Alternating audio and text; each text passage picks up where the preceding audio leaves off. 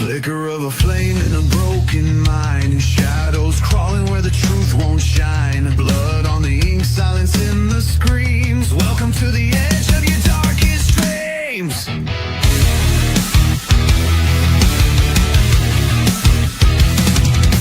Scrolling through the wreckage, faces on the screen. Another name, another ghost caught in between. Sirens in the distance, echoes in the night. The facts get buried where the fear ignites.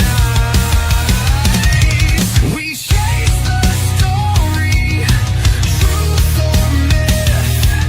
A cigarette burns where justice sits. Headstones and headlines, digging through the dirt where the dead still cry. Whispers in the bylines, truth don't sleep and the lies don't die.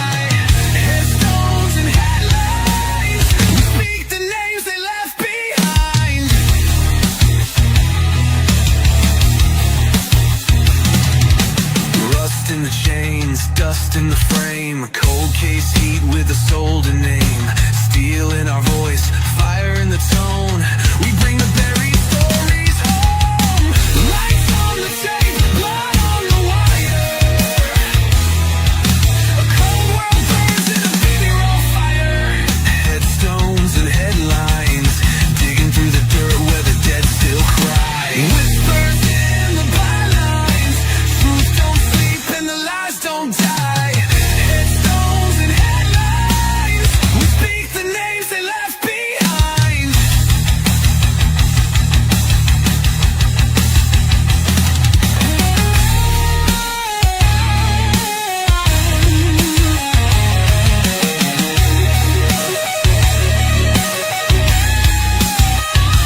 Can you hear 'em calling? Can you feel the silence crawl? We stare down the darkness and give a voice to them all.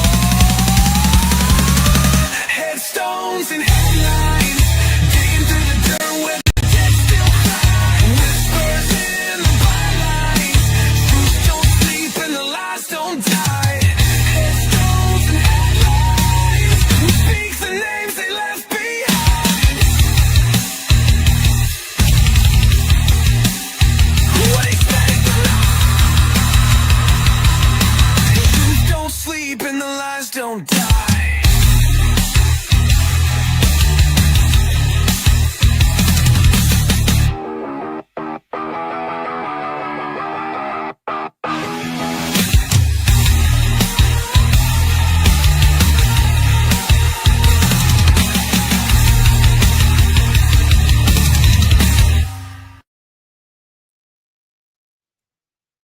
Hey everyone, happy Thursday. I hope everyone is well. Give me just a second. I am slacking today. Just want to share this out. All right, there we go.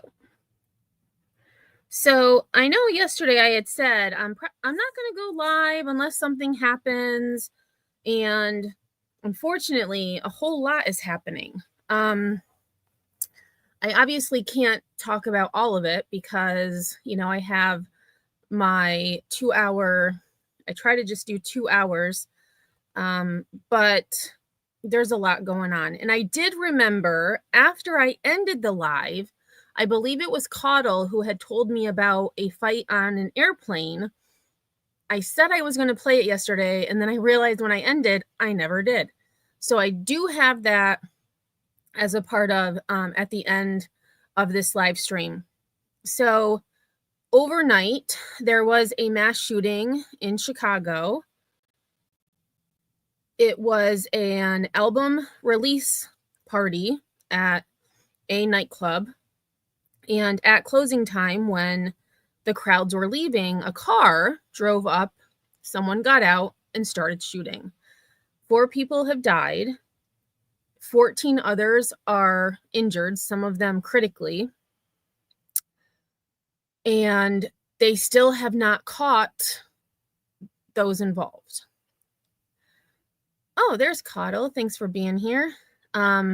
We also are going to look at the fireworks warehouse explosion where 7 workers are still unaccounted for, and law enforcement is treating the site as a crime scene, whatever that means. And then there are some updates that we're going to look at in regards to the horrific accident on Interstate 20 just outside of Dallas. The arrest affidavit came out, and I tried to get it myself, but I couldn't find it. So I might actually have to do a FOIA request for that. Usually they have them online, but I couldn't find it. So we will be looking at that. And then the final story has to do with mozzarella cheese. So not necessarily a feel-good story, but one that's not as tragic as the ones we're going to look at. So thanks for being here. Let me just scroll up. Ninja was first here, always. A one-way street, thanks for being here. Lunatic, Jersey. And I did see, speaking of the shooting there was a mall shooting in Savannah. And I thought about adding that to this presentation, but there was just too much to talk about. I did watch the video though, the surveillance video, and it's bizarre how it even started. It's like the kid was hiding, but then he went, I don't know, it was just bizarre.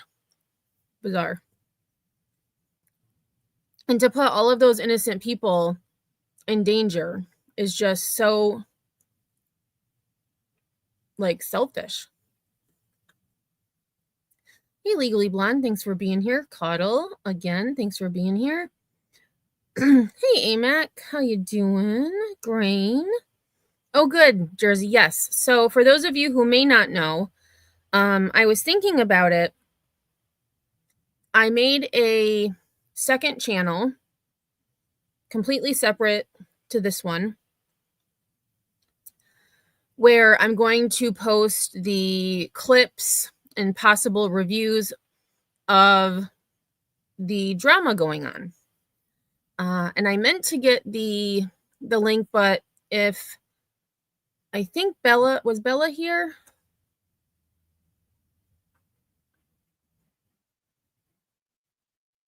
I didn't see her.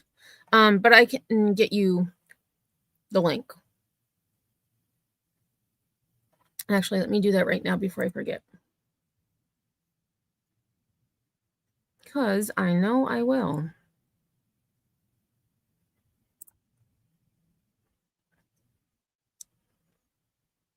And I will say that I did not come up with this channel name myself.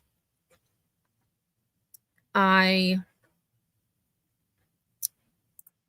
asked ChatGPT to create names based on, certain criteria, and they came up with a bunch. And so yesterday I had a ton of names, and I was like, there was one I kind of liked, but then I did it again today, and I was like, oh my gosh, that one's perfect. So this is the link to my second channel, and okay, Grain, it's no biggie. But there's the link to my second channel. So right now it's only got one video, but I am going to work on transferring all of the latest drama-ish videos that I've posted and put them over there because that's where they should be. Hey, Oki, thanks for being here. All right, so let me go here. So we're going to start with the Chicago mass shooting that occurred last night. Well, overnight. It was around 11:30, I believe. We will see part of the press conference. The press conference was like an hour long, and I had too much I wanted to talk about today. So we are going to watch about 6 minutes of the press conference when law enforcement speaks. If you want to watch the entire press conference, the link is in the description of the video. If you should choose that, you want to, listen to other city officials. But I thought the important thing was to listen to law enforcement. All right, so we're going to start with a clip. I think the press conference, yes, the press conference is the third clip we have. Let me put my banner. Oh, my banner is up. Perfect. All right. Viewer discretion is advised, as always. And I will say, for those of you wearing earbuds, there are points in the videos that the sirens, first responder sirens, are really loud. So just be aware that there may be loud, it may get louder. I noticed that when I was putting this together. Oops. Traumatized. I mean, I'm just shook. Breaking news in the River North area of downtown where there's been a deadly mass shooting overnight. Good morning, I'm Brett Bickering. And I'm Marcus Lashak. We want to get right to that story. Eric Rung is near the scene at Chicago and Franklin Street with more this morning. Eric? Well, good morning. We just heard from the Chicago Police Department that tell us that 4 people have been killed, 14 injured. It's 2 men and 2 women among the dead. Now, this all happening around 11:30 outside of a nightclub called Art Is, as well as a Dunkin' Donuts. There was an album release party last night. So there was a large group of people that were leaving the club because it was closing. Now, according to police, a car pulled up. At least one person got out and started firing into the crowd before racing out of here. Heard a lot of gunfire, and then and next thing you know is a whole bunch of police officers driving by fast, ambulance, fire and rescue. And this reminds me of, there was another nightclub shooting where people were waiting in line and someone came by and just started shooting in the crowd. And it turned out that was actually a murder for hire. It's just, my first inclination was it had to be some type of turf war or, gang violence. I don't know that for a fact, but that's just my gut feeling was, why else would someone drive by at closing time when they knew that people would be leaving and just start shooting? It's awful. Hey, SW, thanks for being here. And thank you, Grain, for the earbud warning. Yes. Now, this is video that was posted to the Citizen app. It really gives you a good sense of the massive response from Chicago police. Once again, according to police, 4 people were killed here in this shooting. 14 others were injured when a car drove up and at least one person started opening fire. A worker at the club tells us that this was an album release party for a Chicago rapper named Mellow Bucks. The club was closing. There was a large group of people, as I said, outside when that car pulled up and started shooting into the crowd. We've learned the victims of the shooting were rushed to several different area hospitals. Some witnesses say police didn't even wait for the ambulance to get here and just started driving victims to. So there it looks like they had somebody in cuffs. Why are they saying that the person, they were still not aware of who did it? Hold on a second. They just said that in the press conference. And the press conference was today.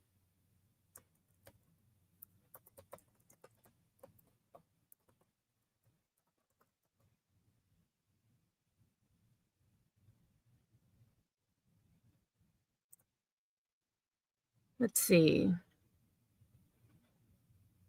I don't know if this is the right one, but it.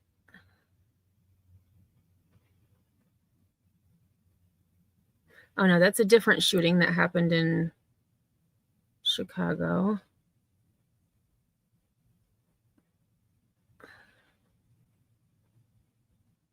Yeah, it doesn't appear that anyone has been arrested. So I'm not sure why that person was in handcuffs. Maybe they thought it was that person. Ambulance to get here and just started driving victims to the different hospital themselves.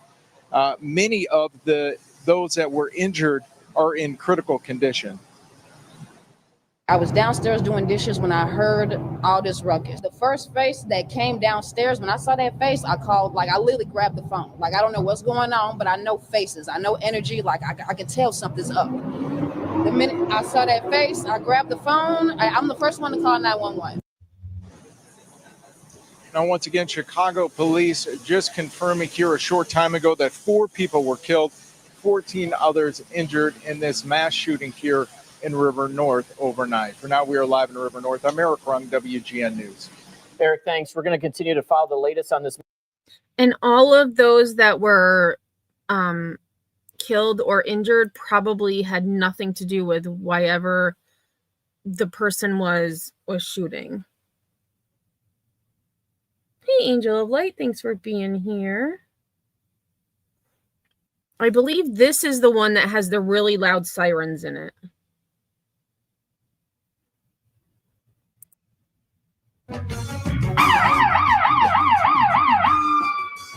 18 people are shot in a drive-by in River North. And I'm not sure why any of these clips, I didn't notice, they don't have closed captioning available.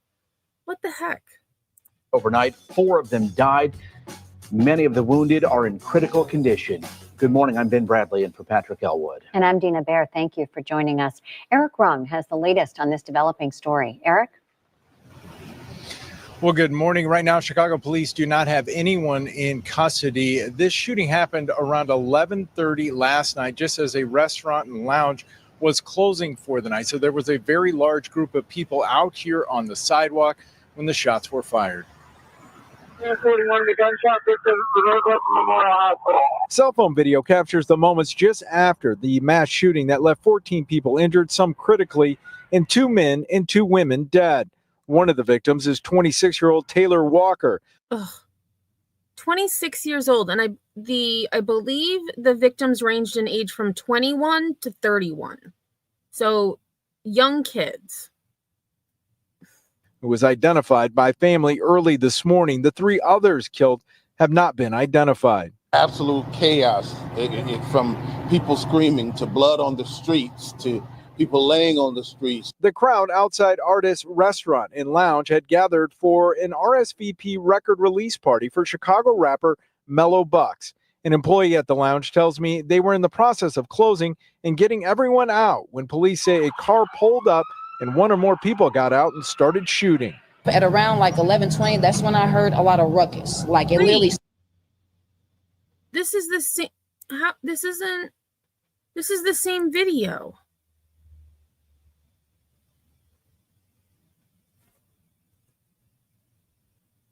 What the heck? So this news station, I had only watched the beginning and I was like, oh, it's a little bit different. Didn't watch the rest of it. All right, we're going to skip over that because we already heard all of that. Well, this tells me I need to start looking at different news sources. Hey, Bella, thanks for being here. Jingles, how's it going? All right, so this is the press conference. And again, we're going to listen to about 6 minutes just when law enforcement speaks. The link to the full press conference is in the description of this video. Thank you, Mayor. And good afternoon. Good afternoon. First, let me just start by sending my condolences to the families of the 4 individuals who lost their lives last night and the 14 others who were injured by gunfire. When you have a mass shooting like this, it's always a brutal scene. The first thing I have to do is talk about the response and the response of our officers to that scene, that you can only imagine the level of chaos, rendering life-saving aid to those who were also injured, getting people to hospitals as quickly as possible. The first responders, the fire department that showed up, our paramedics that showed up to help out, to do whatever they could to save those who were injured and bleeding, to get them to the hospital for treatment. Last night's shooting, let's call it what it is, it was deplorable and cowardly. You roll up to a location where we have an event going on. Multiple people exited that venue. They were standing on the sidewalk when a vehicle pulled up. It was around 11 o'clock last night, and they opened fire on a crowd. They didn't care who was struck. And in a matter of seconds, they were able to shoot 18 people in a matter of seconds, taking 4 lives. The victims who lost their lives, 4, a 24-year-old male, a 25-year-old male, 26-year-old female, and a 27-year-old female, lost their lives with this senseless shooting. 14 others were injured by gunfire. Now, currently, our detective division is working extremely hard to get to the bottom of this. We as the Chicago Police Department want to make sure that we bring justice to these families, but we also want to make sure that we take individuals who are this violent and this careless off the streets. It's important to all of our residents of Chicago and for anywhere else in this country to remove these types of individuals from the street. Look at how quickly and carelessly 4 lives were snuffed out, with the possibility of a total of 18. We have to do better. We have to hold people accountable.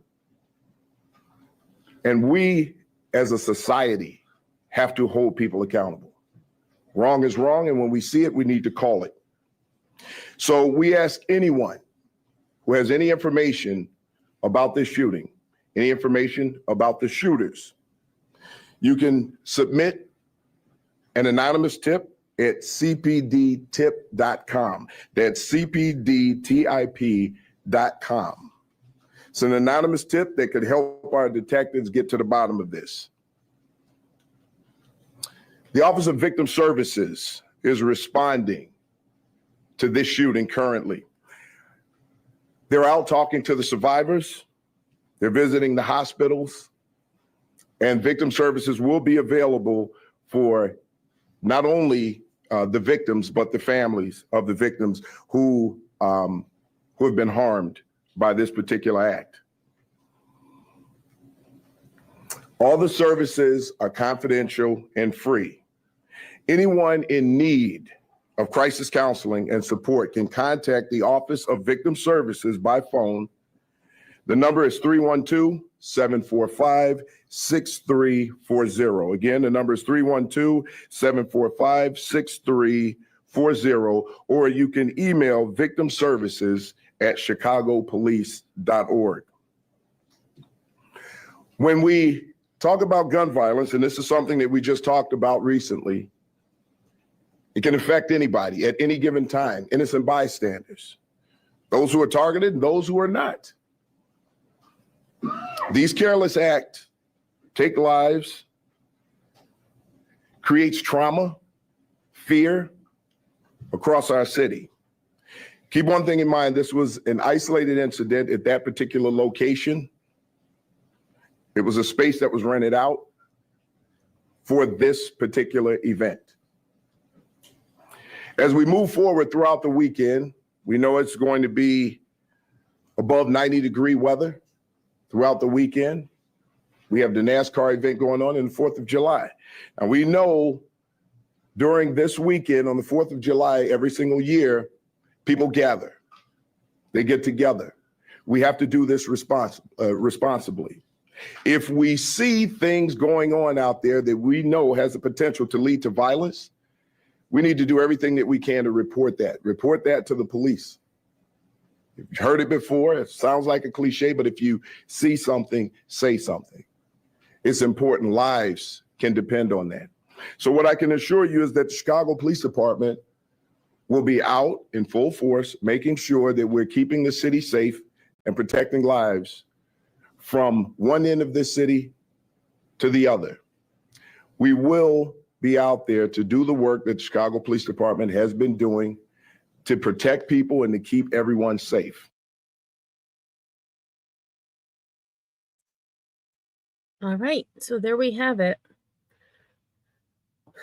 4 lives gone, 14 others injured, some of them most likely fighting for their lives. And just looking at this photo, you know, and the fact that so many people were hurt, I'm curious, not that it matters, but what kind of weapon they did have, that they were able to create so much carnage in so seemingly so little time. So I have one more clip, and this is the rapper, the Chicago rapper whose album release party it was, gave a statement in regards to this incident. Yeah, a few seconds. And speaking of a few seconds, we'll get to it after this, but the deadly crash on I-20 outside of Dallas, 5 seconds. 5 seconds. That's how long it lasted. 5 seconds. Continuing to follow that break. And I believe this one also has loud sirens. So earbud warning. Breaking news at this hour of a mass shooting in Chicago. 18 people shot overall. 4 of them were killed, and all of the victims in their 20s and 30s. City leaders tell us someone drove by firing shots at people leaving a rapper's album release party. We have team coverage for you this morning. Darius Johnson live at that scene in River North, and our Marissa Perlman at Northwestern Memorial Hospital, where some of the people shot were taken. But we want to begin with Darius. Darius, do you have any updates at this hour? Dana and Audrina, good morning to you both. You know, one thing that I can tell you is that this was a brazen attack. A city source telling us that 3 people pulled up in a black SUV and opened fire among those who were leaving this album release. So they know that there were 3 people. So I would assume that was from either witnesses or possibly surveillance. Unbelievable. Party at this lounge right here behind me. One new thing that I've learned in the last 30 minutes or so, I'm learning that a lot of the people killed, the 4 people who were killed, were all close to this female rapper Mellow Bucks, who held this album release party last night. Again, 14 others are injured at this time, and police, their investigation continues this morning. But first, before we get into the details of what happened overnight, I want you to take a listen to the chaos as police were rushing to the... So I believe this is where the sirens are loud. So earbud warning. Scene. 3 people are down. No offender information.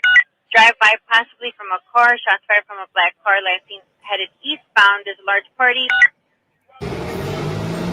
You can see Chicago Avenue blocked with crime scene tape and police. All of this happening just before midnight at Artist Lounge on Chicago Avenue. A city source tells us this was an album release party for Chicago female rapper Mellow Bucks. Witnesses tell us as people were leaving this album release party, a black SUV with 3 gunmen inside pulled up and opened fire among the crowd. 18 people were shot. 4 of them have died, 2 men and 2 women, one of whom is the boyfriend of the rapper Mellow Bucks, who held the album release party. Here's what Street Pastor Donovan Price had to say about a mass shooting happening in the heart of River North. It seems like everybody was shocked that this happened. An unlikely, place, even though, rap has this kind of thing that people expect, in Chicago especially. And Hey, so Amber. a female rapper Zoe, from thanks for being Chicago here. in River North, it could be a recipe for disaster. And the rapper Mellow Bucks released a statement on her Instagram earlier this morning saying, in part, prayers up for all my sisters. She went on to say, it feels like everything is weighing down on me and all I can do is talk to God and pray. Back out here. And he didn't read the whole thing, so I will read the whole thing. Rapper responds after deadly mass shooting. And the fact that she lost her boyfriend in this shooting, terrible. Prayers up for all my sisters. God, please wrap your arms around every last one of them. We need you. I need you. Not gonna lie, NGL, not gonna lie, I'm effed up. Feel like everything just weighing down on me. All I can do is talk to God and pray.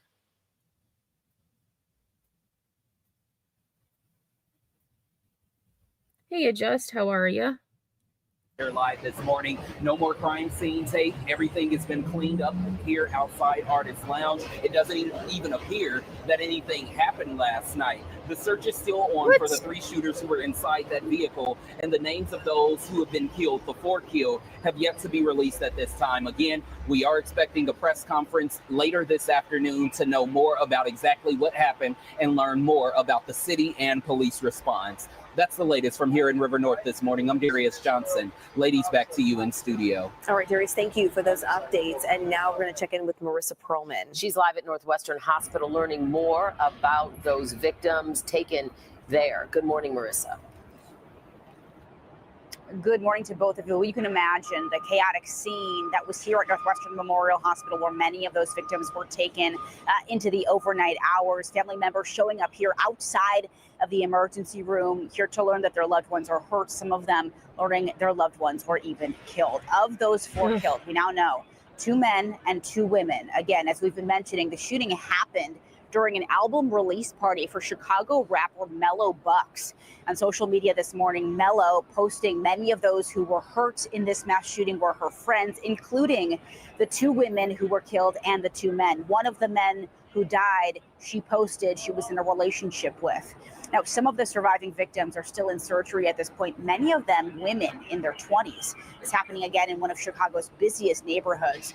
We know there was a mass shooting incident at this exact address back in November of 2022. The venue at that time was known as Hush Lounge. Now, That's interesting. So just about 3 years ago, 2.5 years ago, there was another shooting in the same location, but that was after a fight broke out. Now, after that incident, it was shut down by police, but eventually reopened to the public under its new name. Now, the identities of those victims we mentioned have not yet been released by police. We're hoping to learn more about exactly what led up to the shooting and the identities of those victims at that press conference we mentioned, set for later on this afternoon. We'll keep you posted as soon as we learn more. For now, we're live outside of Northwestern Memorial Hospital. I'm Marissa Perlman, CBS News Chicago. All right, Marissa, thanks to you and to Darius for all of those updates for us throughout the morning. Now, we've learned less than 3 years ago, there was another mass shooting at this exact same address in River North when the venue was operating under a different name. This was November 2022. You're looking at video from that scene there where 4 people were shot, one of them fatally. Now, at that time, the venue was called Hush Lounge. In the days after the deadly shooting, police ordered a summary closure of the business, but then it eventually reopened under its current name. And stay with us here on the stream. So that's interesting. I wonder, I don't know. Some people don't believe in coincidences, but it's a little strange that it's the same location. And there was something I was going to say and I completely forgot because I'm like, that's what I was going to say. So one clip that I didn't include in this live today was the media was stationed outside of the hospital. So just sitting there when there are loved ones, family members, friends, acquaintances of those who were injured or in some cases killed, it's like, just let them. I don't understand. I get it. Like, you want to be first to get the story. It's, a trending story, but why can't they just leave the family alone? Like, it had just happened. I don't understand it, but what do I know? All right. So that is all I've got in regards to the shooting in Chicago. So for those of you who came in a little bit late, 4 were killed, 14 others wounded, some critically. And the suspects are still at large. Still at large. So we are going to now move to some updates in the deadly crash that I had covered yesterday. The arrest affidavit was released to the media. So there are some new details that have been released. Thankfully, the clip that I took, the news station decided not to give the graphic details that troopers and other first responders included in those affidavits. And then we also have, I have a couple of videos related to individuals who were a part of that chain reaction accident, but thankfully physically survived. But the mental anguish and trauma, I feel, just like we, had heard from those two nurses yesterday, is going to be lengthy. All right, so viewer discretion advised again. Some of the images you may see are distressing. So if you would rather just listen, that is okay. That is okay. Of a Fort Worth family killed over the weekend in a crash on I-20. And I did forget to say that in this, for those of you who weren't with us yesterday, 5 people were killed. 1 is in critical condition in the hospital. 4 of those 5 were family members: a grandfather, a father, a mom, and a son. And the daughter is the only survivor from an F-150 pickup. And when you hear where they were driving from, that makes this even more tragic.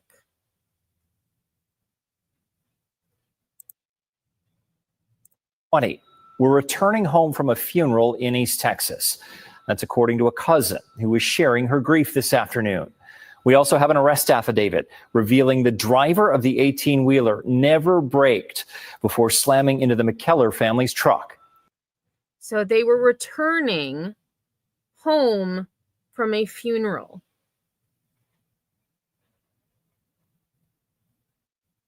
David Goins has the update. A newly released arrest affidavit details the horror a DPS trooper witnessed as a first responder Saturday to the accident that killed 5 people on I-20 in Terrell. The details simply too graphic, but reveal the trooper knew immediately 4 people inside a pickup truck did not survive. The McKellar family from Fort Worth, parents Zabar and Sean, and their 15-year-old son Kason were killed, along with Zabar's father, Billy.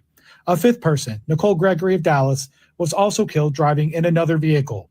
Only the McKellar's daughter, 20-year-old Evan, survived. And actually, I believe it's that Mustang that is one of the stories we're going to hear from. I'm pretty sure one of them was a Mustang. Yes, it is. I just looked quick. So the last clip that I have for us is the family that was in this Mustang that was hit. I mean, thankfully they did survive, because that's pretty awful. In another vehicle. Only the McKellar's daughter, 20-year-old Evan, survived. She's currently in intensive care in a Dallas hospital. We were just in shock. We were devastated. Shirley McKellar says she grew up with her cousin Billy, the 79-year-old who lost his life too. I know that God is picking up the McKellar family and carrying them right now, carrying their pathway, their footsteps, because he knows that this is a rugged and a difficult time for them. An arrest affidavit for Alexis Gonzalez Campione says the 27-year-old admitted to detectives he fell asleep and woke up to a loud bang. The DPS trooper on scene noting there were no skid marks to indicate braking before impact. Campione, believed to be traveling at highway speed. The posted limit on I-20 is 75 miles an hour. So yesterday I had looked up to see what the speed limits were. And so The speed limit was 75. So if you think of stopped traffic or stalled traffic, I believe the description they had used was stalled traffic. He was going 75 miles an hour, whether or not his foot lifted off the gas or down on the gas. Either way, he clearly had no idea. And the fact that he was able to get out of that truck uninjured after creating so much carnage is unbelievable to me. It seems, and it possibly, maybe it's because he was asleep and his body was more relaxed, but it doesn't seem fair.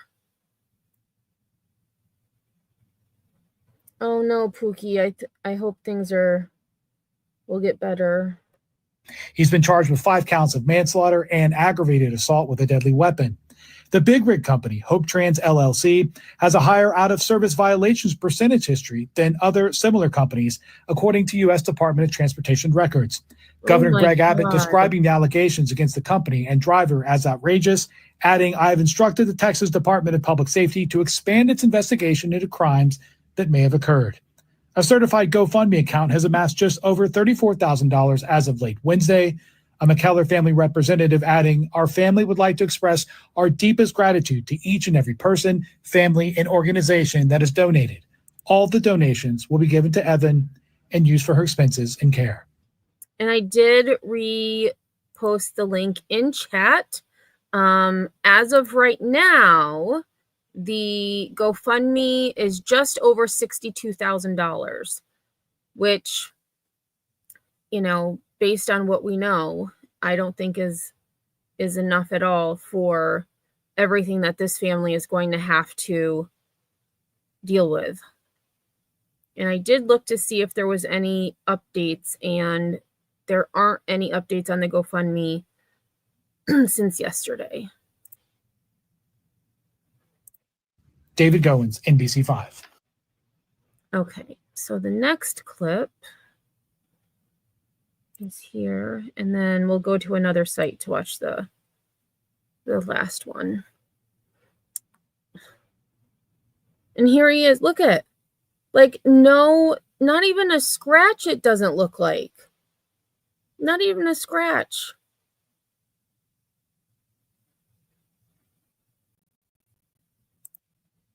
We're learning more about that deadly Kaufman County crash from those directly involved in that multi-vehicle pileup. We know that 5 people lost their lives and 7 vehicles were involved. Marissa Armas has been working this story for us, and I know you spoke with the man. So there were 7 vehicles involved. Wow. Who was rear-ended during this chain reaction crash. What did he have to say?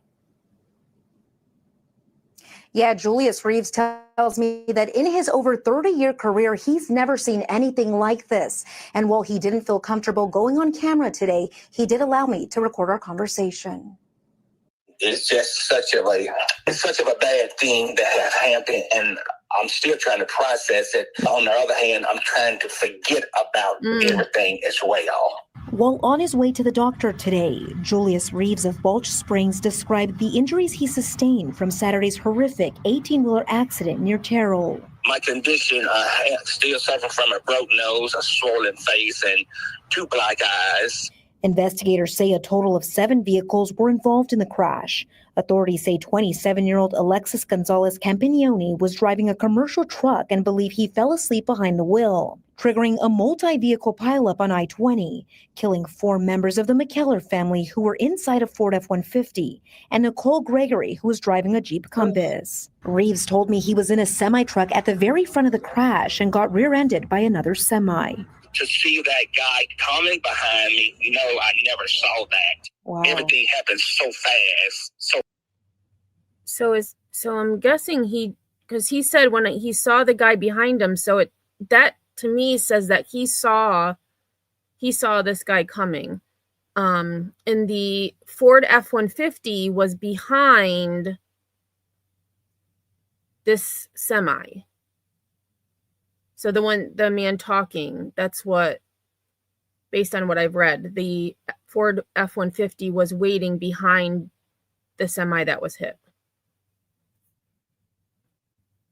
Fast, and I kind of lost a little conscience. It wasn't until he got out of his truck that Reeves discovered the magnitude of the crash. To look at the Poor vehicles guy. on that horrific site. And like I say, over 30-something plus years, I never witnessed nor been involved in a situation like that. Tonight, Julius says he doesn't want the spotlight to be on him, but instead the 5 people who died. It was a bad thing to happen on a beautiful day. I wish them to know I love them and to be strong. And this will pass as well with time. And Julius tells me that right before he was hit, the traffic in front of him did start moving, and he says that thankfully it did, because had it not, he likely would have then crashed into those vehicles in front of him. Oh, wow. In Dallas, Marissa Armas, CBS News, Texas. Wow.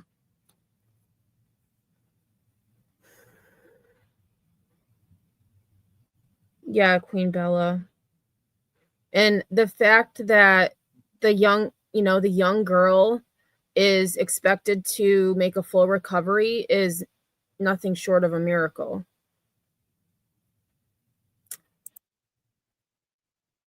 All right, so we're going to switch over to here. So this is another, I think I'll read it and then we'll watch the video. So family caught up in deadly I-20 truck crash shares story of survival. The Andraka family was driving to Austin when their car was involved in a chain reaction crash in Kaufman County. For the first time, we're hearing from victims who were caught up in the chain reaction truck crash that killed 5 people on Interstate 20 near Terrell. The Texas Department of Public Safety said a semi-truck driver fell asleep at the wheel, and among the deceased victims were 4 members of a Fort Worth family. The Andraka family's car was totaled in the crash, but in the aftermath, they told NBC5 they feel lucky to be alive. Daniel Andraka and his 2 children, Kevin and Brenda, said they'll spend a lifetime trying to forget what they went through on Saturday. At about 2:45 that afternoon, they were on I-20 in Kaufman County, driving to Austin for Daniel's sister's birthday. Saw that the traffic was stopped and we came to a full stop before we got hit. We never saw that coming. No one can be really prepared for that. Out of nowhere, the Andraka's Ford Mustang was smashed into a powerful crash that lasted around 5 seconds. When the dust settled, the family said they realized they weren't severely hurt, but around them was a scene of devastation. It was just horrible. It was a nightmare.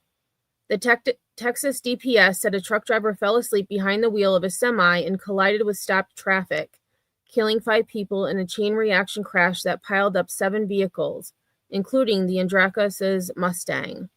4 members of the McKellar family from Fort Worth were killed at the scene. So we're going to listen to them. So here is all the people that died. Oops, pause. Let me back this up. Well, for the first time tonight, we are hearing from survivors of the chain reaction truck crash that killed 5 people on I-20 near Terrell over the weekend.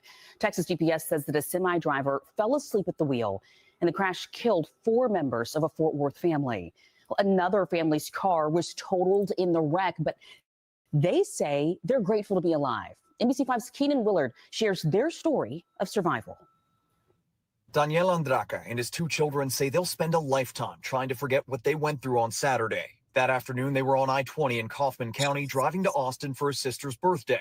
Saw that the traffic was stopped and we came to a full stop before we would get hit. We never saw that coming, that no one can be really prepared for that. Out of nowhere, the Andraka's Mustang was smashed into in a powerful crash that lasted around 5 seconds. When the dust settled, the family says they realized they weren't severely hurt, but around them was a scene of devastation. It was just horrible. It was a nightmare. Texas DPS says a truck driver fell asleep behind the wheel of his semi and collided with stopped traffic, killing 5 people in a chain reaction crash that piled up 7 vehicles, including the Andraca's Mustang. 4 members of the McKellar family from Fort Worth were killed at the scene. The truck driver, Alexis Gonzalez Compagnoni, was charged with 5 counts of manslaughter. We are very sorry for the people who couldn't make it out of there, all the people that died. It was just horrible. The family tells NBC5 they were left covered in blood and their car was totaled. But the biggest impact of the crash was the mental trauma they'll carry with them. Mostly right now, we are happy to be alive, of course, because, I mean, looking at all the cars, how they're completely destroyed, Jesus and even Christ. our car, we're just happy to be alive. Keenan Willard, NBC5. Jeez. Freaking terrible. Here on Horrible. So I did drop the GoFundMe for the McKellar family in chat. I will be following to see when and if Alexis goes to court. I'm sure he's going to be having a court hearing soon. I haven't been able to find when, but we will definitely be on the lookout for that. Angel of Light, thank you so much for the super sticker. Thanks for being you. I appreciate that. You're always so kind. And I was hoping Nanny would be here because she's been asking about the mommy cat, and I actually saw her today. I saw the mommy cat today outside, and she looked like she was pregnant again, which is no bueno. Unless it was a different cat that looked like the mommy cat, but I was like, oh, too many kitties outside that are homeless. All right, so the other thing that happened a couple of days ago was a warehouse, a fireworks warehouse that exploded. And currently there are 7 still missing, 7 people still unaccounted for. 3 of those 7 people are brothers. One of those brothers, it was his first day on the job. And I had done a short yesterday of his girlfriend, who is pregnant, speaking to the media about her boyfriend. And many of the families are expressing frustration because their family members are still missing. And the scene is being treated as a crime scene. Looking at the aftermath, I don't believe those 7 survived. But you never know. You never know. See ya, Angel. Thanks for being here. Thank you again for the super chat. I appreciate that. Or super sticker, I should say. All right. Again, viewer discretion advised.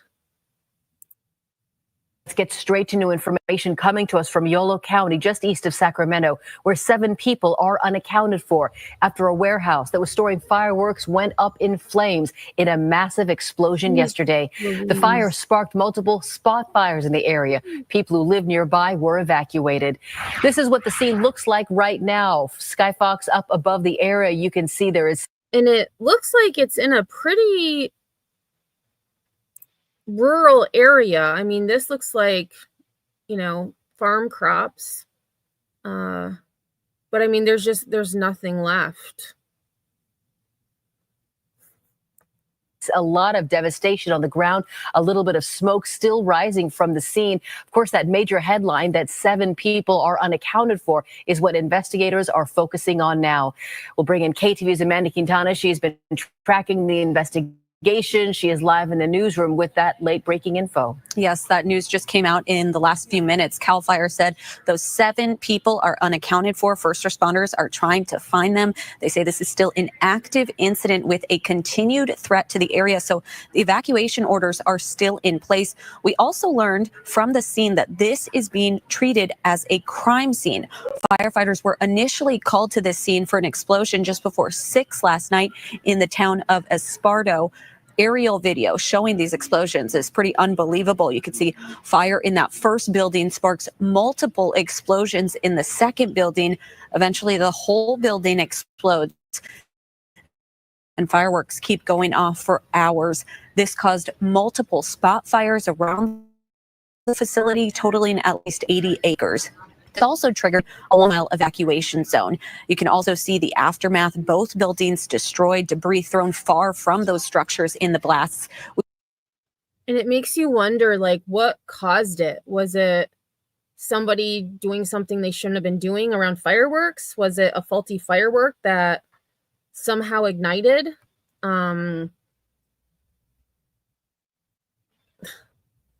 It's just so sad. And I was looking up, as she was talking, I was looking up Esparto just to see the layout. And for some reason, oh, there it goes. Google Maps was very,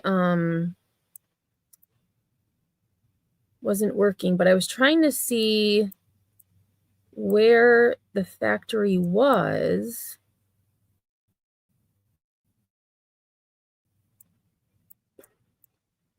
Because it looked like it was, oh, this might be it right here. Let's see, maybe I need to, Esparto Fireworks Warehouse.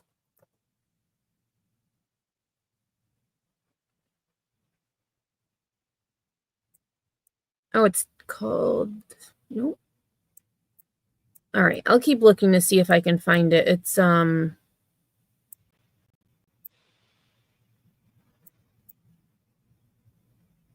this might be it right here. I'll keep looking though. We spoke to one man who lives nearby who felt the blasts and said he was scared.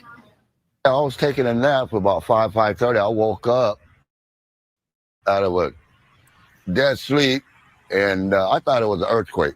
You know, I felt the whole apartment shake, the windows rattle. I thought the windows were going to just break out. You know, it felt like somebody grabbed the apartments and just shook them. And then when I was outside looking at the smoke and everything, I felt another explosion that shook everything. The cement, the ground, the stairways, everything. CAL FIRE now saying 7 people unaccounted for. It's unclear if they worked at the warehouse or were inside at the time. Last night, firefighters could not comment on injuries, still trying to deal with a very active scene. And hey, sipping on. Crazy that Gila was there to get footage of the explosions. Yeah. they had to pull back and let the fire burn. Called in additional resources. We were able to mitigate and contain the surrounding spot fires. And currently we have crews maintaining a safe perimeter around the area. And that's all we're going to be doing for the night. The CAL FIRE arson and bomb unit is investigating. Meanwhile, nearby homeowners in the area are surveying some of the damage that the explosion caused. It blew out these French doors, broke all the casings all around it and the lath and plaster. When we first got in, there was plaster all over the step here, but there was nothing broken up here, and I couldn't figure out. And then when I went to open the door, it all fell on the inside, and then I figured out what was going on. Right now, investigators are using drones to assess the hazards. We are working to find out more information. It is still a very active investigation. Now we know it is being treated as a crime scene, and they are looking for those 7 people. We do expect to get an update from firefighters sometime today. Live in the newsroom, Amanda Quintana, KTVU, Fox 2 News. Amanda, thank you. With the 4th of July just a couple days away now, San Jose officials are... Okay, so they do have a road closure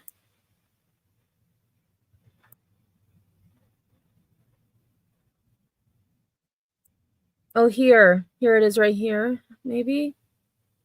What does this say? Oakdale fire. Okay, so they're calling it an Oakdale fire. And they have a bunch of road closures. So this must be it. Let me just share this instead.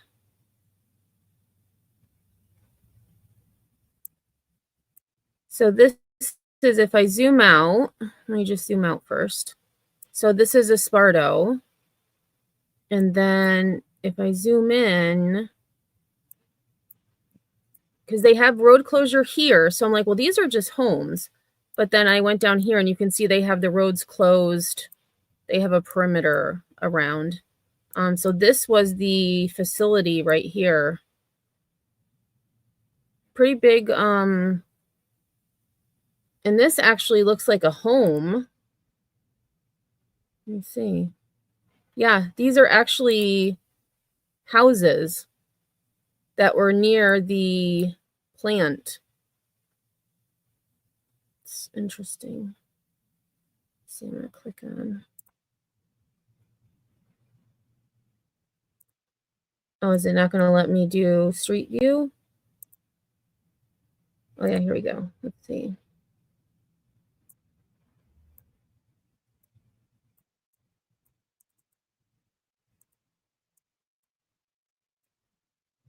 Yeah, so there were homes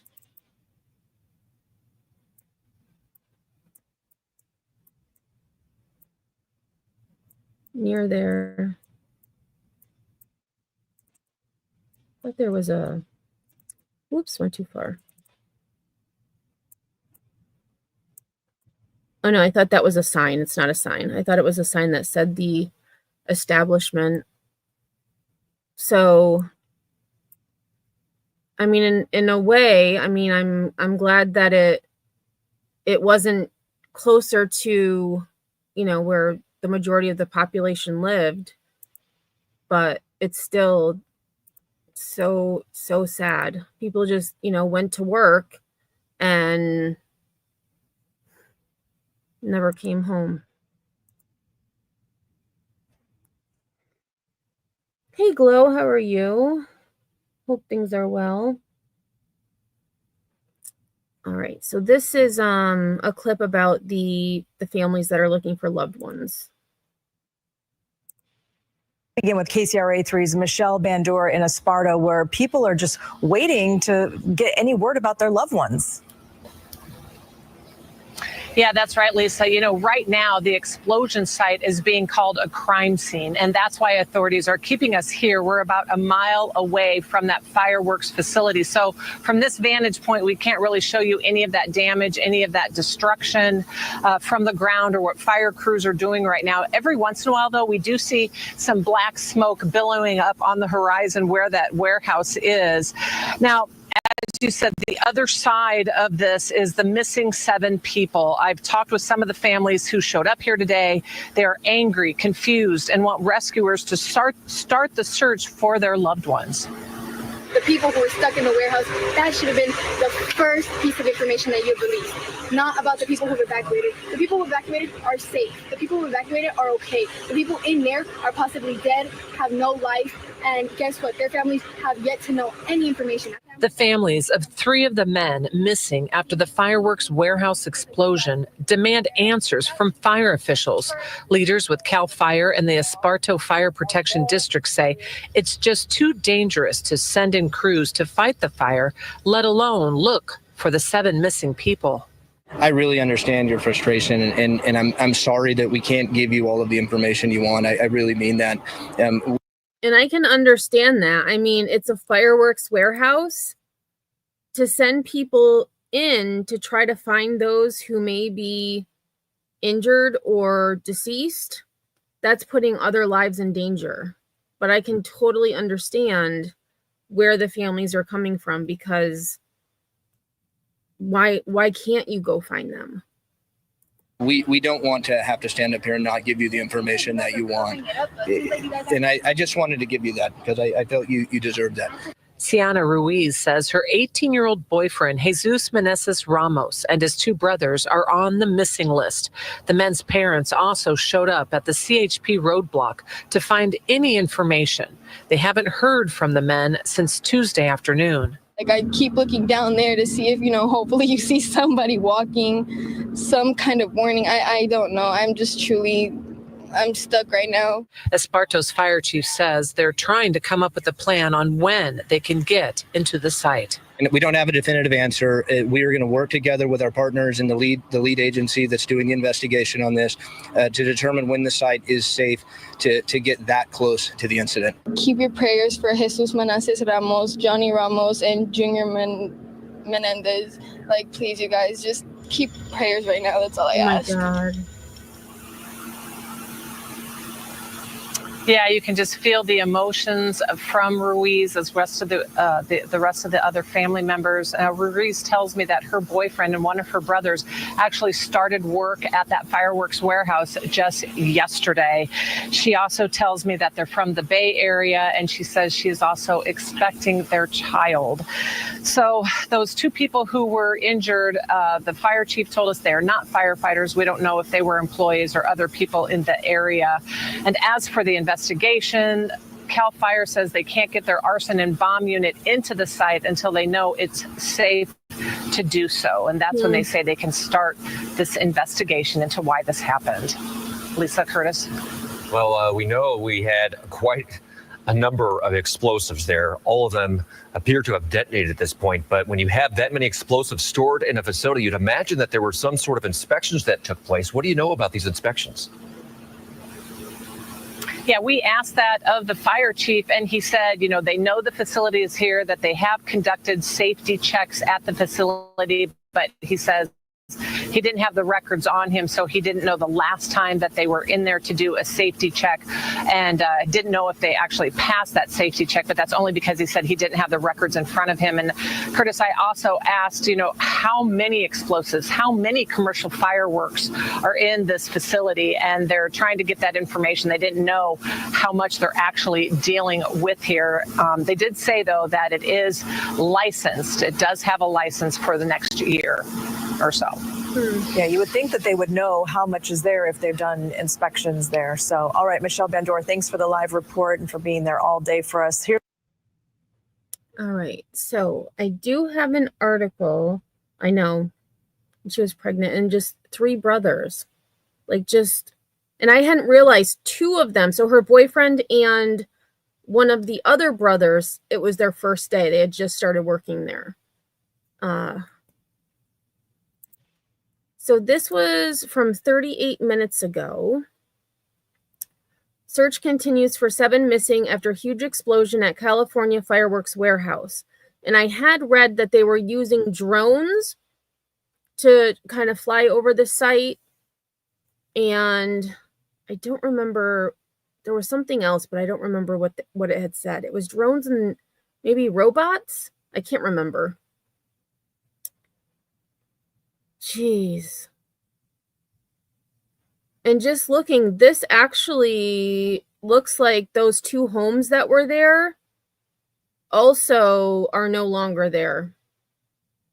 Because here's that pool.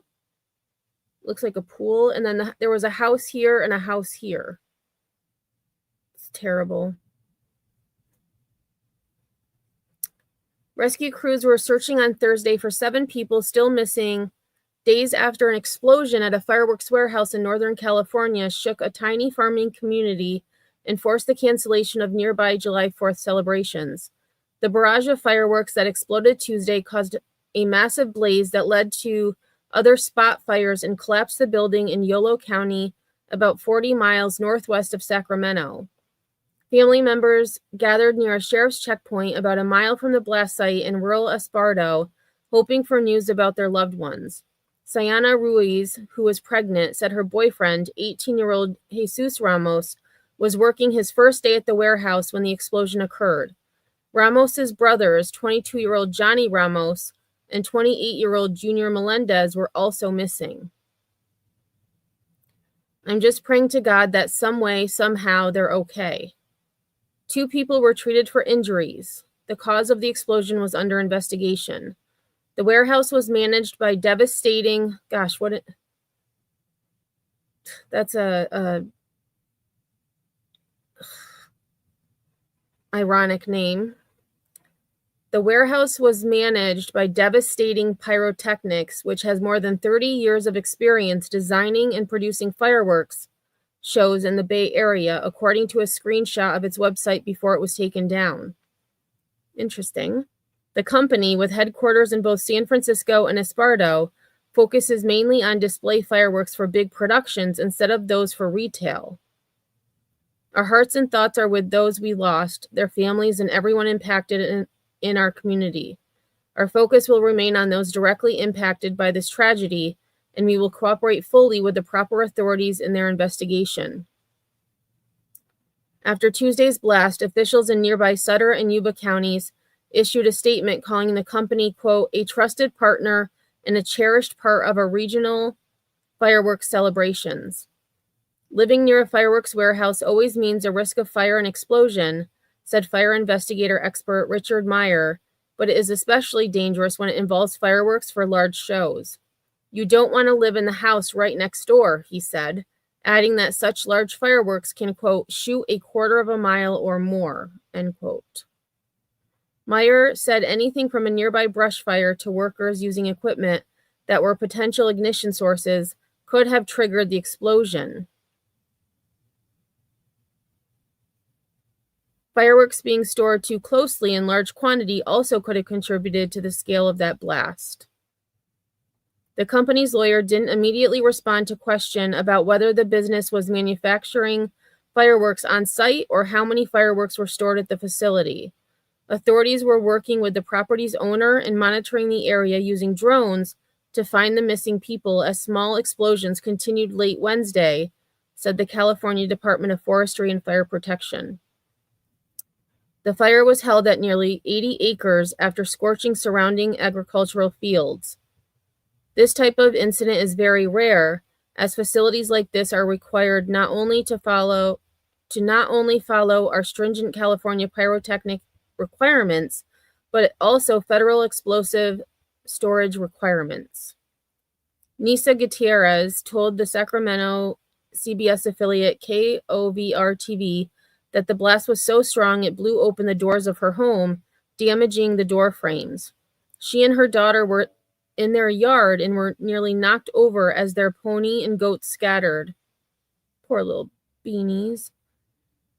We hear like a big boom and feel the wave. I thought it was a bomb. Crews, including a team with the Federal Bureau of Alcohol, Tobacco, Firearms, and Explosives, were working to enable safe access to the site, quote, to conduct recovery operations and bolster investigative efforts for the explosion investigation. Governor Gavin Newsom's office said it was tracking what happened and that state, ground, and air resources were deployed. Officials in nearby Sutter and Yuba counties announced Wednesday that they were exploring alternatives of 4th of July celebrations after their fireworks were destroyed in the blast. I would say, how about just cancel, you know? I don't know. This tragic incident is a sobering reminder of the many hands behind the scenes who help create joy for others. Oh, and that was it. So sad. That's a good point, Zoe. I hadn't thought about that. With, you know, the dryness and... Oh, can you guys hear me? It's saying it lost my screen share. I just got back over to, let me try. Good thing I wasn't showing a video. You probably wouldn't have been able to hear it. Okay, so hopefully you'll be able to hear the video. So you can hear me. So hopefully me unsharing and resharing will help. So yesterday, Caudle had mentioned this fight on an airplane. And I forgot to show it. So I did put a clip of it in today's live. And then we have one last story about mozzarella cheese before we close. So take a look at this. Punches, and the victim says he was attacked for no reason. Tonight, he's talking to Just One station. The night team's Maricela Burgos is live at MIA. She has more on this flight, Maricela. Belkis, he told us he wanted to clear the air. He wanted to make sure that people knew this was unprovoked. That passenger was behind him. He says out of nowhere he was attacked, and that passenger put his hands, he says, around his neck. What? A fight on a Frontier flight between two passengers. Oh my gosh. You can hear other people on board begging for the men to end the brawl.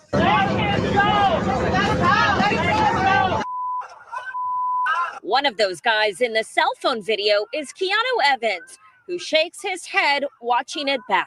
What I hate is that the video doesn't capture what started the whole thing, you know?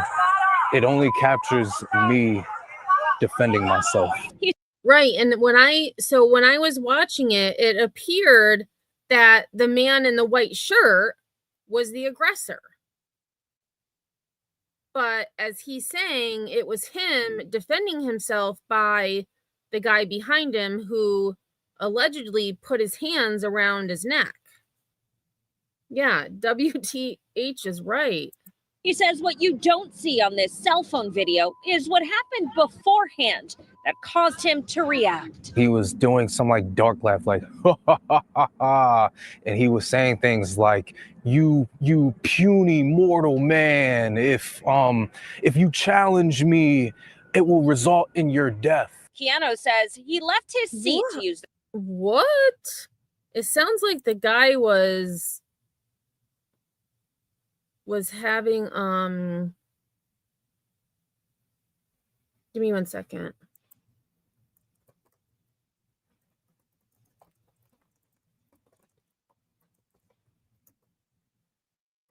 Sorry about that. I just had to send a message.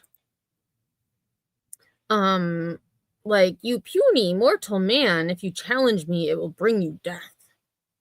Yeah.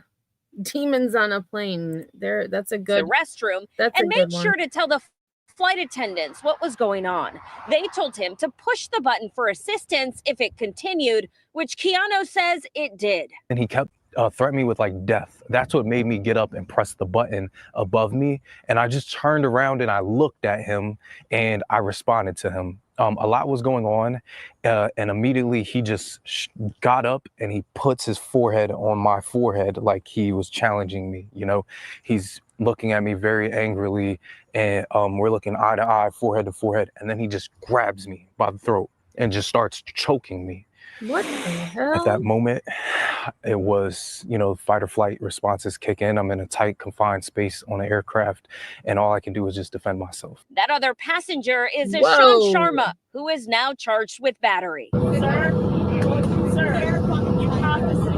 When the flight landed at MIA Monday night, cops were waiting. If you see on my face, You know, I was actually thinking about that, Sipanon. I was thinking of, you know, like Mortal Kombat, like he was into those games where I've got some scratches from him scratching me on this right-hand side. Authorities handcuffed Sharma and walked him through the terminal. Now he's sitting in jail. It makes me feel bad because I don't want people to get the wrong idea about who I am as a person. I'm a good person. You know, I recently got baptized.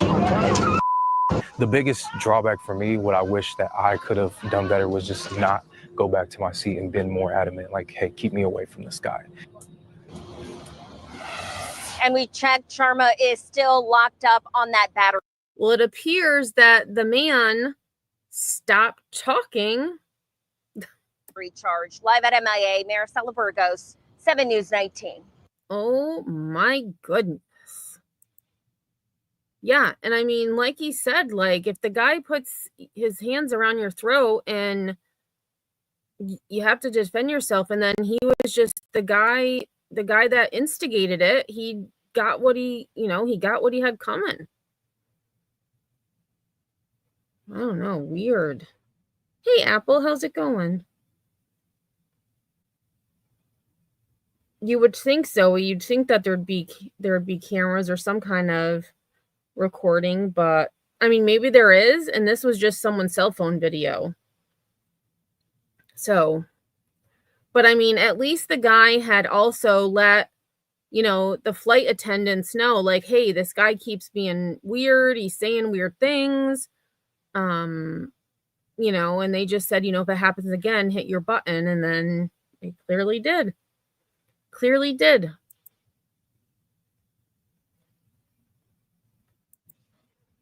All right. So last story I have is about, it's about 30 seconds.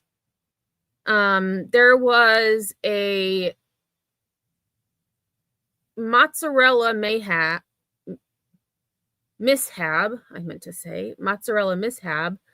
where lots of mozzarella ended up all over the highway.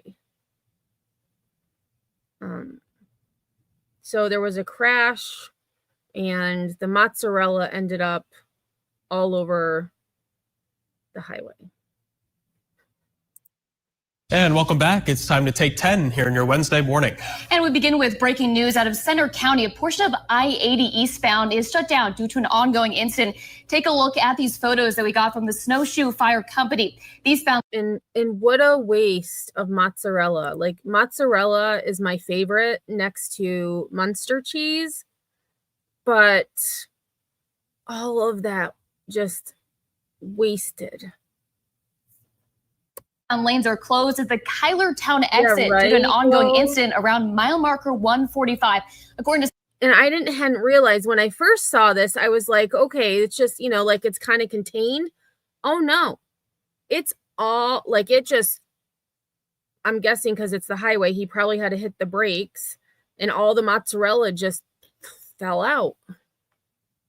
The Center County 911, there was a spill of mozzarella cheese. Now, as they continue to clean up, it will be reduced down to 1 lane.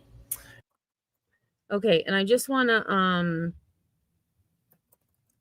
look if there's any update, because that was like a short clip. Oh my gosh, a cheesy situation is one of the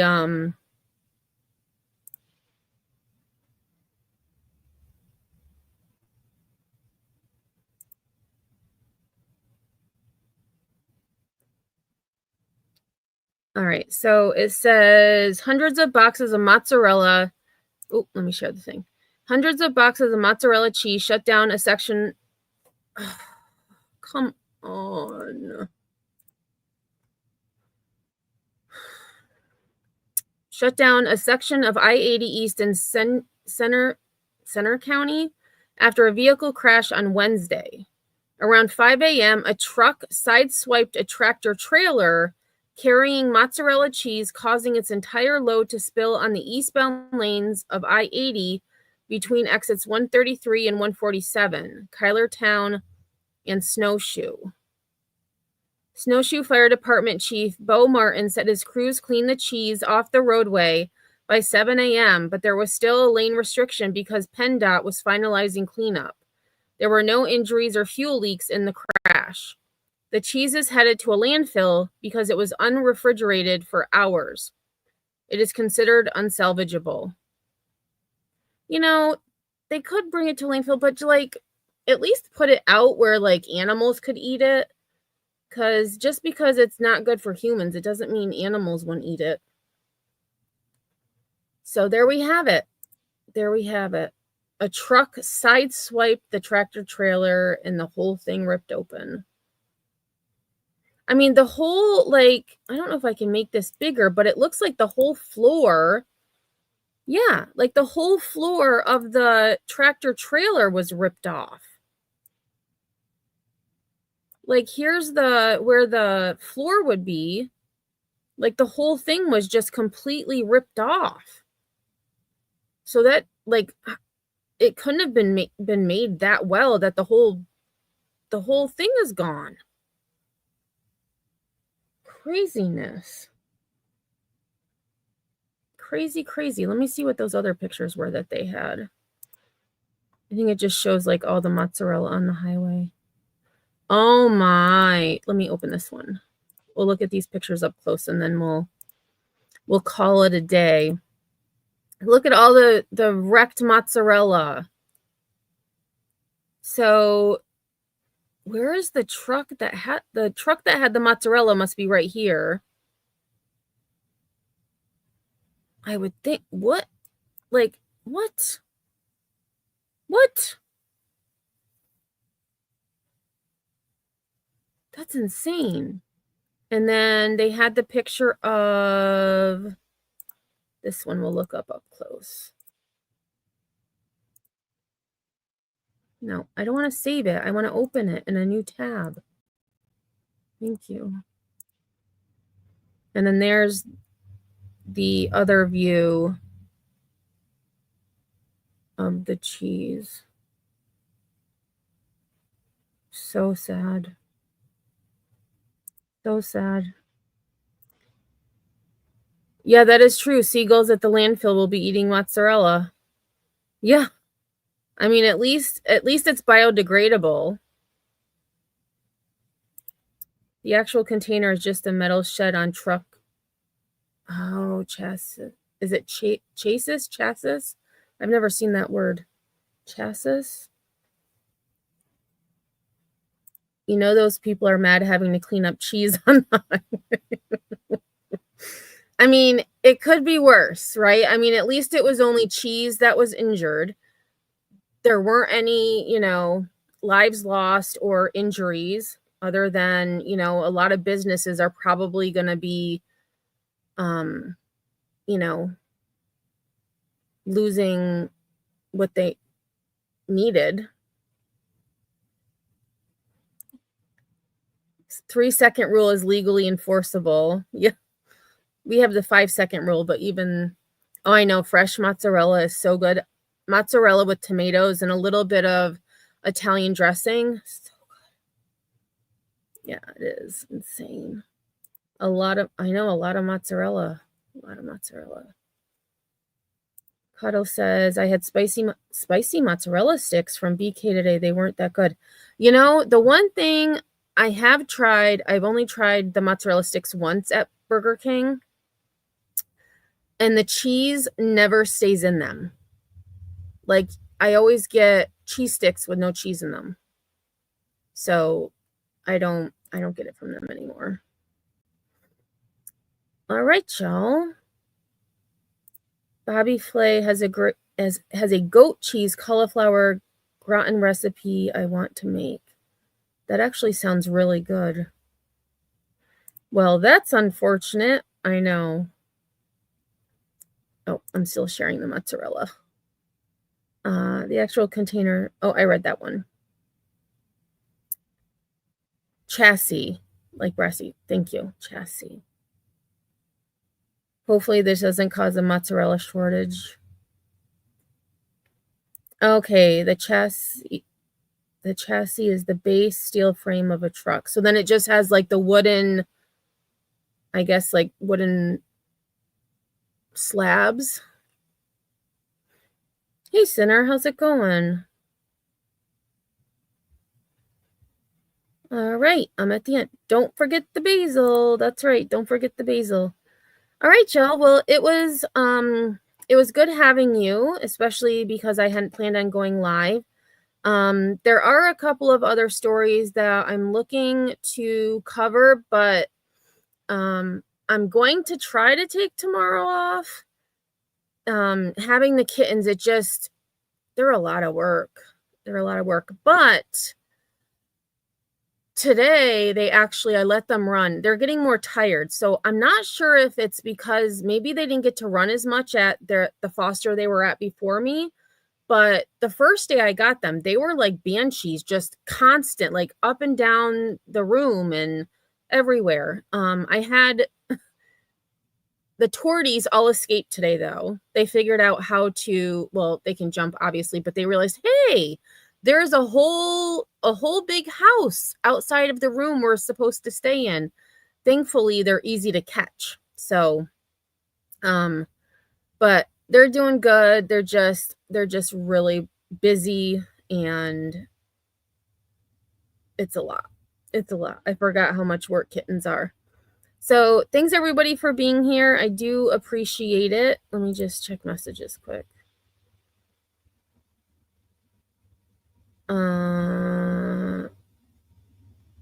Sinner, do you want me to mention it?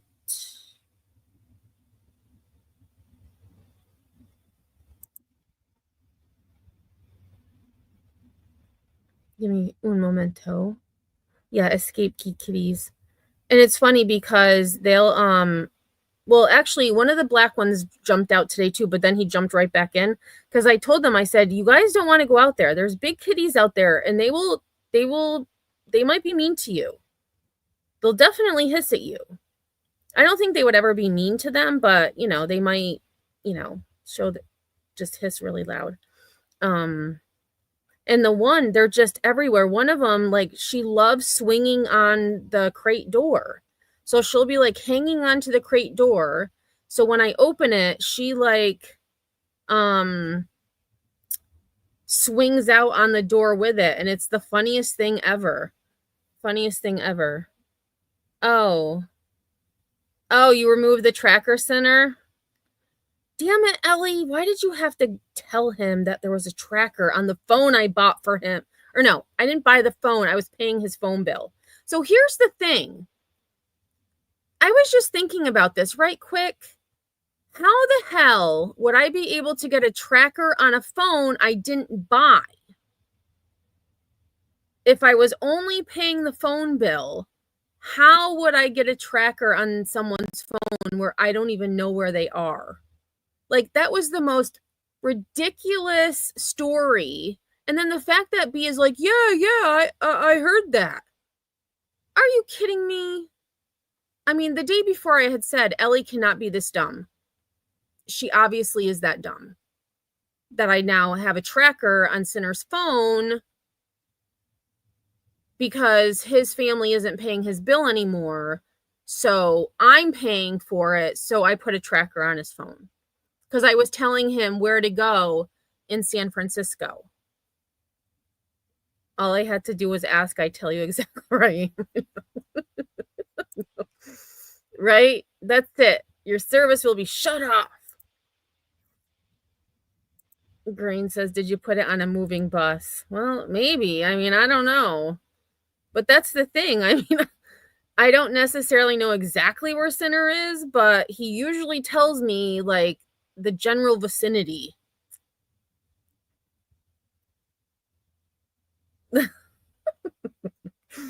All right, y'all. Well, thanks, Glow. Like I said, I don't plan on going live tomorrow, but there may be something that happens. I will definitely be. Oh, and before I go, let me just share my second channel that I made quick. Oh, 1 second. I got to go over here.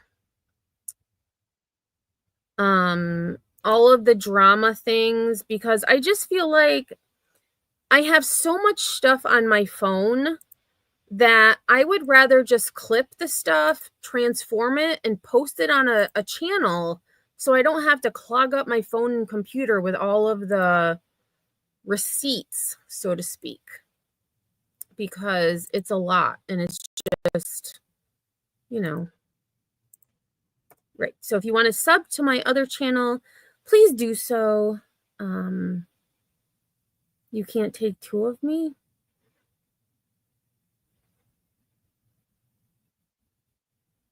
What, Zoe? You can get people to click links that will add trackers. I had an X stock. What in the world?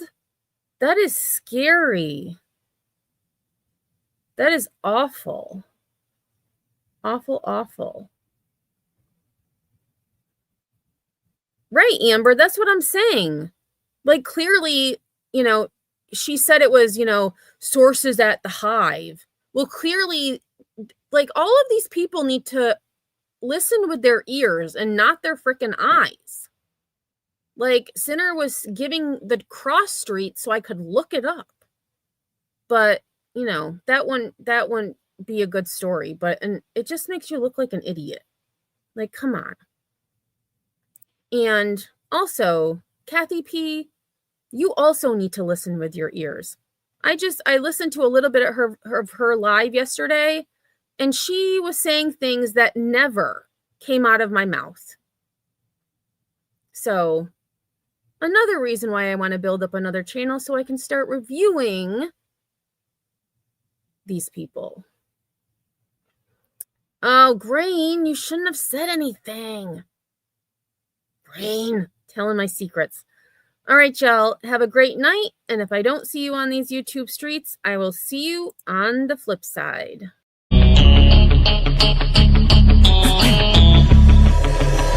You have one shot on stage, what you got to play? Generic drops for days, still the people rage. Am I not insane? Can you stop and explain why these drops are so lame? Is money buying you fame? I'm fucking on, I'm killing it with this song. You haters can sing along or go back where you belong. Yeah, there's nothing wrong with giving up, moving on. Cause I took your girl to prom, she can't help but sing this song. Till the roof comes off, till the lights go out, till my legs give out, can't shut my mouth, till the smoke clears out, and my high harass. I'ma rip this shit till my bones collapse. Till the roof comes off, till the lights go out, till my legs give out, can't shut my mouth, till the smoke clears out, and my high harass. I'ma rip this shit till my bones collapse.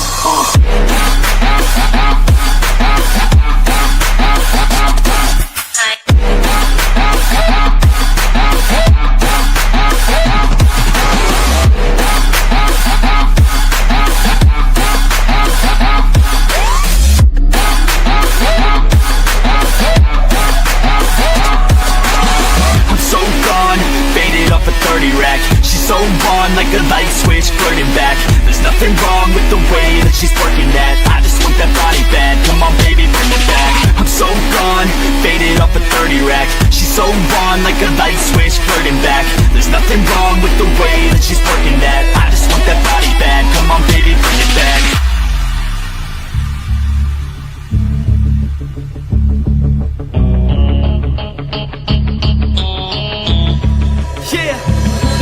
I rap with a passion, yeah, I got it in me. I've been waiting quite a long time for y'all to hear me. It's about damn time you put some stock into me. You're either sponsoring me or fucking bothering me. And the fact is, we just practice on this madness. That is why our status is like a canvas. Chances our advancement is enhancing, and this new expansion's like a mansion. Comes off till the lights go out, till my legs give out, can't shut my mouth, till the smoke clears out, and my high harass. I'ma rip this shit till my bones collapse. Till the roof comes off, till the lights go out, till my legs give out, can't shut my mouth, till the smoke clears out, and my high harass. I'ma rip this shit till my bones collapse.